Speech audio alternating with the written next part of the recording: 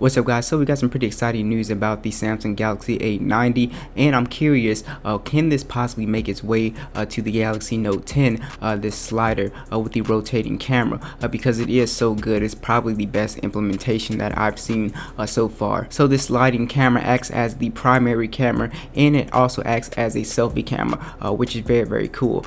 So the advantages of this is obviously you're going to get better image quality because it's using that rear camera, but the disadvantages of this is it's using two moving parts, so that's the thing. So the more moving parts on a phone is the more potential for it to possibly break, but I have faith in Samsung's engineering, so I think that this will be still a pretty solid phone. I don't think you're gonna have too many problems with this guy, but that is an issue. And the another issue is that it will lack a face unlock, or if they do put it in there, it's gonna be really slow because it obviously has to pop up to detect your face. And then again, it does have the in-screen fingerprint display, which I think is much better than the face unlock anyway.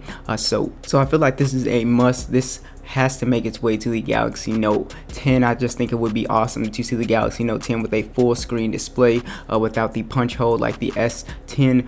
So what do you guys think? Would you guys prefer this sliding mechanism on the Galaxy Note 10? I think it would be really awesome. So the only thing you're really giving up is fast facial unlock, but who really cares, because you have the in-screen fingerprint display. So let me know what you guys think, and I'll catch you guys in the next one.